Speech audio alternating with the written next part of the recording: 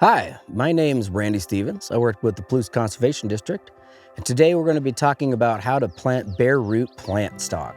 Bare roots are a very hardy plant source, but they do take a little bit of delicate maintenance to get them established. And so we're going to go through a few steps today to teach you how to have the best survivability for your plants and help you meet your conservation needs. So you may be used to your plants coming in a container, and bare roots do not come in a container. Hopefully they come wrapped in some sort of wet newspaper or burlap. You want to make sure that the roots on these stay nice and wet. You don't want to submerge them in water, but you want to keep them moist. If you can't plant them right away, you need to put them in some kind of storage. We prefer something that's cool and dry, maybe dark. A great space would be like a garage or maybe your basement. Usually your trees will show up in some kind of a bundle.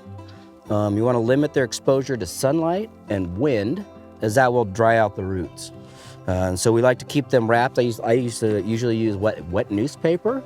You can use wood chips, burlap, anything that'll kind of hold moisture and help keep the roots moist. As far as tools, you're going to probably want some sort of a hoe to clear the ground around where you're going to plant the tree. The other thing is going to be a shovel. I like using just a typical spade like this to dig the holes.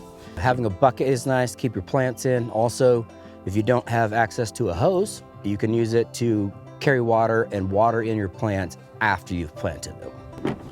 Okay, now that you have your plants acquired and you've stored them nicely, it's time to get them in the ground. We're gonna go over some site prep real quick, and then we'll get to the actual planting. Ideally, you wanna do these plantings sometime like late fall into early spring. Whether you're planting in a nice grass area or if you have tall grass, you wanna clear an area for the plant. And all you're gonna do is, all you need to just take off the surface vegetation, just kind of chop that up and get it off there. And you wanna clear out an area that is about 2 feet, 3 feet wide. The next step is dig that hole. Let's get a shovel. Okay, so now you have your hole dug, and you want to make sure, like we talked about, that it's about twice the size of your roots, so the plant has plenty of room to grow. And grab one of our bare roots. Now, a lot of times, you want to make sure that the roots are kind of nice and spread out. They're going to go into the hole really nice. Test how deep your hole is by just placing kind of the tree in the hole. Make sure it's deep enough, the roots have places to go, and that the collar, the spot between the stem of the tree and the roots of the tree, is going to be either at ground level or slightly below. So then we're going to backfill our hole, making sure our roots stay nice and spread out, and making sure that we get soil in between all the roots and get this guy in the ground.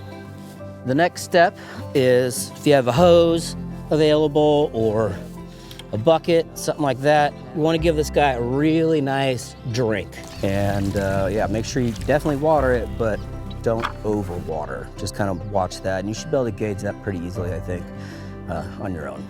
Okay, now that we have our tree planted and we've given it ample amount of water, there's some things we need to consider.